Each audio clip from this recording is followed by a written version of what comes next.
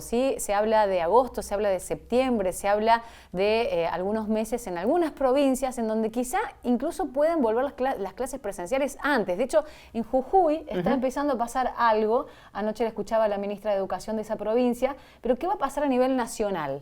Sí, lo de Jujuy vinculado a escuelas más rurales, de la quebrada, donde hay poquitos alumnos, pero bueno, de a poco es casi que volver a las aulas, ¿no? De alguna manera. Algún tipo de apoyo escolar y asistencia, ¿no? En cuanto es el teleestudio y el teletrabajo. Estamos en diálogo con Nicolás Trota, que es el ministro de Educación de la Nación, que amablemente nos atiende para despejar esta y otras dudas. Ministro, buen día. Javier, Maggie y Paula los saludan. ¿Cómo le va?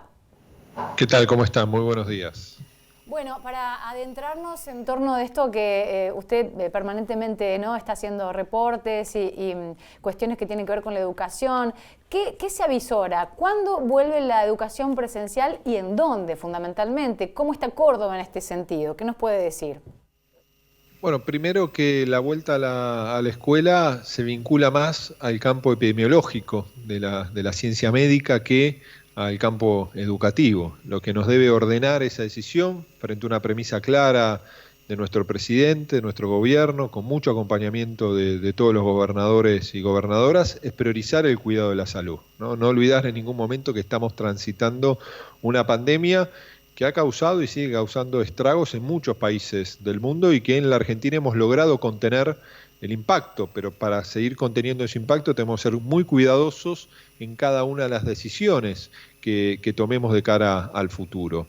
También es real que hay una diferencia marcada en lo que es la circulación del virus, por ejemplo en la región metropolitana de la Ciudad de Buenos Aires, de lo que puede ser Catamarca o Formosa, que no han tenido ningún caso positivo, o provincias que llevan más de 50 días sin algún caso positivo. Frente a eso, estamos analizando la posibilidad del regreso escalonado en esas jurisdicciones a las clases. Nosotros creemos que hay dos componentes centrales, ¿no? Uno vinculado a la circulación del virus, a lo que deben ser el desarrollo de los protocolos que nos permitan volver a las aulas, que implica que las aulas no van a ser las mismas que el mes de marzo. Ese video que estamos viendo, las aulas van a ser diferentes, porque vamos a tener que sostener el distanciamiento social y medidas preventivas que permitan disminuir la posibilidad de contagio. Y el otro componente es el consenso social.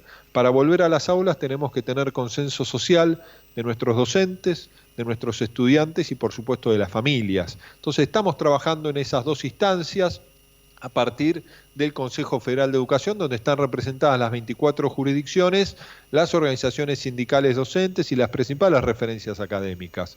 También la decisión que ha adoptado nuestro gobierno es que una vez que se pueda determinar en qué situación puede estar cada provincia para poder proyectar el regreso al aula, en qué situación vinculada a la circulación del virus, del COVID-19, para poder regresar a las aulas, la decisión final la va a tener cada uno de los gobiernos locales.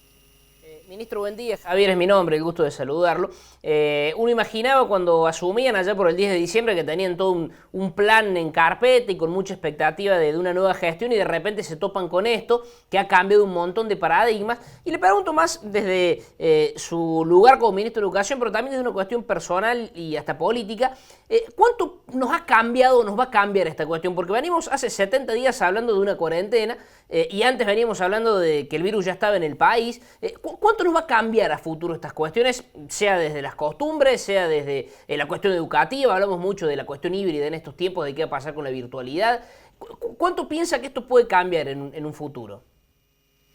Bueno, yo creo que este momento de excepcionalidad único, que esperemos que no se vuelva a repetir, ¿no? Y que podamos lo antes posible superarlo, ¿no? Porque el impacto sanitario, por supuesto, es dramático, el impacto económico y social también lo es. Entonces ahí estamos jugando dos instancias de manera simultánea. Estamos transitando el desafío de enfrentar la pandemia y de contener el impacto que la pandemia tiene, no solo en Argentina, sino en el mundo, ¿no? Y eso es un enorme desafío para nuestro gobierno y para nuestra sociedad. Yo personalmente creo que se pueden rescatar aspectos, inclusive en este momento tan difícil, que nos dejen el campo educativo. Por un lado, el reconocimiento social justo de todos nuestros maestros, maestras y profesores en el marco del desafío de la continuidad educativa, cómo han generado los diferentes caminos para llegar a los estudiantes en una Argentina profundamente desigual, ¿no? En una Argentina que la desigualdad se expresa a partir de la realidad socioeconómica, del acceso a la tecnología o de la propia trayectoria de los adultos del hogar que también con mucho compromiso acompañan a los más pequeños para seguir aprendiendo desde los hogares. El otro componente, también creo muy importante, se relaciona al diálogo, a la alianza que tenemos que sostener entre la familia y la escuela, que son las dos instituciones educativas más importantes que tiene una sociedad. Y también la apropiación del uso de la tecnología, no como un fin en sí mismo, ¿no? Sino como una herramienta que nos puede permitir mejorar los procesos de enseñanza-aprendizaje, pero que al mismo tiempo todos tomamos conciencia, digo, en manera general, en nuestra sociedad, que la escuela es irreemplazable y que el trabajo en el aula es irreemplazable, porque el aprendizaje a la distancia, no me gusta decir aprendizaje virtual, porque el acceso a la tecnología no es la regla en la Argentina, pero sí el aprendizaje a distancia nos permite confirmar que es diferente, ¿no? Es mucho más profundo, el aprendizaje es mucho más igualitario, el aprendizaje que uno observa en nuestras aulas y en nuestras escuelas. Hace unos días decía que justamente en nuestro país hay un 60% de escuelas en realidad al revés, hay un 60% de escuelas que no están conectadas a Internet. ¿Vuelve un plan Conectar Igualdad? Venimos trabajando en una nueva estrategia de conectividad que dé respuesta, en primera instancia, a darle conectividad al 60% de las escuelas que no lo tienen, ¿no? El 40% de la matrícula argentina en las escuelas no tiene acceso a la web, ¿no? Y después hay dos componentes también para nosotros muy importantes. Uno es la gratuidad de la navegabilidad educativa. No hemos resuelto una parte, pero no todo. La gratuidad desde los teléfonos celulares, porque el que tiene internet de alta velocidad, banda ancha en la casa, no paga un abono y ese abono es libre, no se consume por la cantidad de datos, no se paga por la cantidad de datos. Lo que sí se paga datos es de los teléfonos celulares, ¿no? Y nosotros hemos logrado, por ejemplo, la gratuidad de la navegabilidad de nuestro portal, seguimos educando, de los portales de las 57 universidades nacionales o de las 24 jurisdicciones educativas, ¿no? Que ahí no consume datos cuando uno se conecta con el celular. Ahora, el uso de otras plataformas, como son la mensajería, WhatsApp, el Facebook o el Google Classroom, todo eso consume datos. Y para nosotros garantizar la gratuidad educativa tenemos que desarrollar una plataforma que a partir de que esté alojada en un único servidor permita ese no consumo de datos y democratizar el acceso, y en eso estamos trabajando con el ENACOM y con ARSAT en un proceso progresivo de 24 meses, pero las primeras respuestas van a estar en el mes de agosto, ¿no? Y por último, la distribución de computadoras, que se abandonó en la gestión anterior en la Argentina, el modelo de una computadora para cada estudiante, ¿no? Que implicó que en la gestión de Cristina Kirchner se distribuyan 5.300.000 computadoras entre el 2010 y el 2015. Se pasó un modelo de distribuir computadoras, 800.000 en los 4 años de la gestión de Macri, que eran para gabinetes educativos en la escuela, no se las daban a los niños para que viajen todos los días a sus hogares. Nosotros queremos retomar la tradición del Conectar Igualdad, inclusive, bueno, estamos trabajando para en las próximas semanas iniciar con las cámaras del sector la fabricación de esas computadoras en Argentina para que cada computadora que llega a nuestros niños y niñas tenga además trabajo argentino. Bueno, por estas horas se está llevando una manifestación aquí en la provincia, tiene que ver con los docentes provinciales y con trabajadores del Estado provincial. Pero ¿qué diálogo, qué contacto tiene usted o qué conocimiento tiene usted de cuáles son las demandas de los docentes, propiamente dicho, ¿no? Se está hablando de la accesibilidad de los alumnos, de la igualdad, pero ¿qué pasa con los docentes, con el teletrabajo, con la cantidad de horas que por ahí argumentan que están desplegando para que los alumnos reciban los contenidos? Ayer lo seguíamos en la inauguración de nuevo contenido de una biblioteca virtual, ¿no es cierto? A través de Twitter veíamos imágenes, o sea, se está propiciando la llegada del material a los alumnos. ¿Qué pasa con los docentes? ¿Cuáles son las demandas?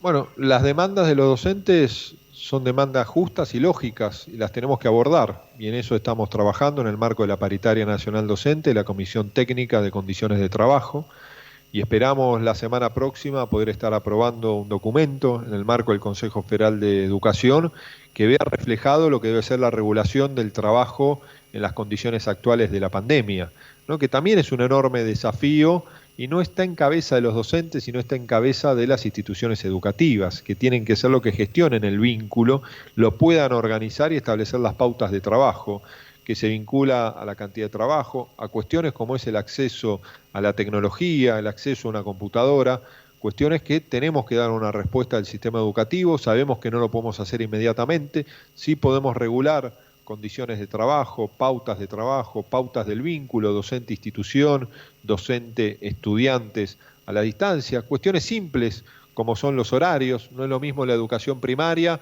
donde puede haber una única maestra que se vincula con los 30, 40 alumnos, que en la educación secundaria, donde pueden ser 10, 12 profesores distintos, y ahí hay escuelas que no han establecido un esquema de administración de la relación del vínculo de los profesores con sus estudiantes.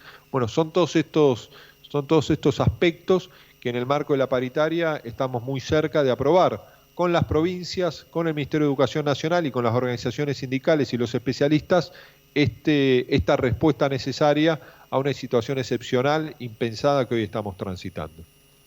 Va a parecer, ministro, una obviedad esto que le voy a preguntar, al menos quiero desde su óptica personal que me lo comente. Vemos un Alberto Fernández conciliador, pedagógico, hasta dando clase muchas veces en algunas conferencias, pero puertas para adentro, ¿cómo es el presidente Alberto Fernández? ¿Cómo es? Como se lo ve. Es un presidente que está muy encima de cada uno de los temas, ¿no? Que tiene la claridad de las 2, 3 cuestiones en cada área en las que tenemos que avanzar. Es un presidente que exige a su gabinete respuestas y que si no hay respuestas tiene la capacidad de persuadir para que las haya, ¿no? Y creo que eso es lo que necesita la Argentina, ¿no? Es un presidente muy generoso en cuanto a la libertad de trabajo que le da su gabinete, pero que siempre exige los resultados, ¿no? Y está muy encima de cada uno de los aspectos centrales, como lo está en la agenda educativa. Hoy, ministro, para nuestra provincia es un día muy especial, porque se cumplen 51 años del Cordobazo, esta gesta revolucionaria entre estudiantes y obreros. Le quería preguntar, ¿qué opina usted? ¿Cuál sería la próxima revolución en la que tenemos que estar enfocados? No, cuando uno piensa lo que fue el Cordobazo, en una Argentina tan distinta a la que tenemos hoy, ¿no? En una Argentina que tenía enormes desafíos, pero una Argentina mucho más igualitaria, ¿no? Entonces, frente a eso uno dice, ¿qué necesitaríamos hoy, ¿no? En una Argentina que tiene tanto nivel de desigualdad, ¿no? Y que en Córdoba, que siempre ha sido una provincia próspera, industrial, se empezó a producir, ¿no? esa discusión, ese debate, como se daban en otros lugares del mundo, ¿no? En Francia, donde era la discusión del desarrollo en parte, ¿no? De la distribución de ese desarrollo, de mayor justicia social, de mayor igualdad, de ponerle mucha más alma a lo que era el sistema capitalista, ¿no? Y creo que hoy la revolución que nosotros necesitamos es la revolución de la solidaridad y la presencia del Estado, ¿no? Y tenemos que ser conscientes que estamos viviendo un momento tan complejo, un momento repleto de injusticias, incertidumbres, y que la manera de superar no solo la pandemia, sino de pensar lo que va a ser el día después, va a demandar una enorme solidaridad de todos los sectores sociales, ¿no? Por supuesto, desde los gobiernos, pero también el compromiso del sector empresario, de los movimientos sociales, del sector del trabajo, para trazar un camino que permita dejar atrás no solo las enormes complejidades que nos está imponiendo la pandemia, ¿no? Y todo lo vinculado a priorizar la salud, que también implica un enorme impacto social y económico, sino también la realidad que Argentina viene transitando una recesión económica de más de 2 años, ¿no? Y eso también nos debe demandar que busquemos nuevos caminos, porque al mismo tiempo Argentina es un país que se ha endeudado muchísimo y eso también condiciona la capacidad de respuesta. Todo esto nos debe permitir un modelo, ¿no? Con fuerte planificación colectiva, Estado, empresarios, trabajadores, para poder superar esta situación tan compleja y tan difícil a partir del diálogo y la concertación. Bueno, por último, ministro, para ya ir liberándolo, son muchas las preguntas, a ver si podemos contestarlas un poquito a todas. Jardines maternales, ayer fue el día de los jardines y estaban consultando por la accesibilidad a los ATP, jardines maternales infantiles. Eso por un lado, y el sistema de calificación, que usted dijo que en principio podría volver en agosto y en septiembre. ¿Podría respondernos estas 2 cuestiones, por favor?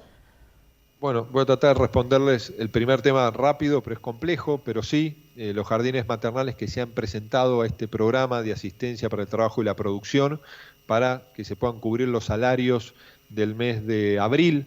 Van a estar recibiendo los trabajadores directamente a sus cuentas bancarias en los próximos días. ¿Por qué se dilató el pago? ¿Por qué no se pagó antes como pasó en otros sectores de la economía? Porque las instituciones de gestión privada tienen aporte o subsidio, y esa información y aparte ese aporte lo realizan las provincias. Lo que tuvimos que hacer, AFIP, Ministerio de Educación y las 24 jurisdicciones, es determinar si la institución, que es un quit, tenía aporte o no tenía aporte, ¿no? Y eso implica un ida y vuelta para tener la información certera, ¿no? Y como los jardines no tienen aporte, pero eso uno no le induce de la información que tiene la AFIP, tuvimos que construirlo con las provincias. Y aquellas instituciones de gestión privada que sí tienen aporte son los que estamos terminando de resolver, porque lo que hay que determinar en detalle ya no es el aporte de la institución, sino el porcentaje de aporte que tiene el salario de cada trabajador. Entonces la AFIP nos ha dado el nombre del trabajador, el quit, ¿no? Van a las provincias, la provincia nos informa el número de aporte que tiene, 100%, 50% o no aporte, porque cuando una escuela tiene aporte o subsidio no quiere decir que lo tiene toda la planta orgánica, lo tiene, puede ser toda o una parte. Y ese es un proceso que está en un 90% terminado y estamos recibiendo todos los días la información de cada una de las 23 provincias y la Ciudad de Buenos Aires. Muchos jardines maternales se han presentado a la ATP, que venció el día martes, para poder pagar los salarios del mes de mayo, hasta la mitad del salario, hasta 36.000 pesos que aporta este programa a los salarios en el marco de la situación de crisis. El pago va a ser mucho más ágil porque los que se han presentado al mes de abril y han repetido la presentación para el mes de mayo, ya los tenemos individualizados. Vamos a tener que hacer el mismo trabajo que hicimos en el mes de abril con los que se presentaron por primera vez. Pero eso para llevarle tranquilidad a todos los jardines maternales que se presentaron y fueron aprobados en la ATP, que en estos días van a recibir sus trabajadores el pago de la mitad del salario, hasta la mitad del salario. Y en cuanto a la evaluación, para nosotros es central. Evaluar, un docente lo hace decenas de veces en el día. Lo que nosotros dijimos es una evaluación pedagógica que ponga en valor el proceso de enseñanza a la distancia y el aprendizaje en el hogar para poder mejorarlo. Ahora, calificación es un componente adicional de la instancia de evaluación. Tenemos que seguir trabajando en estas instancias con el Consejo Federal de Educación. La decisión que tomamos fue una decisión apoyada por las 23 provincias, la Ciudad de Buenos Aires y las principales referencias académicas. Creemos que vamos en el camino correcto, inclusive para discutir nuevos paradigmas que permitan mejorar las instancias de evaluación de nuestro sistema educativo. Bueno, ministro, le agradecemos muchísimo el contacto y que nos haya respuesto todas las preguntas, así que muchas gracias por el contacto con Puntal AM. No, muchísimas gracias a ustedes, buen fin de semana para todos. Igualmente. El ministro de Educación de la Nación, Nicolás Trota, en diálogo, tratando de responder todo. Siempre quedan preguntas, ¿no?, por supuesto, pendientes, pero bueno, agradecemos la accesibilidad y la amabilidad para responder todo lo que pudo. Sí, una agenda apretada, imaginamos, de un ministro, pero esto lo hemos dicho siempre cuando hemos hablado con Trota o con cualquiera de sus pares, que es un diálogo llano, ¿no? Casi que de ciudadano a ciudadano, nada más que con otro rol, por supuesto, un ministro de Educación de la Nación con periodistas en este caso, ¿no? Pero tiene que ver con una decisión con política, cercanía, es muy interesante, ¿no? De federalizar las conferencias de prensa, de atender a todos los medios, desde un lugar del interior de una provincia como Córdoba hasta, por supuesto, los medios capitalinos, y eso es bueno. Así es, absolutamente. Nos vamos a la pausa.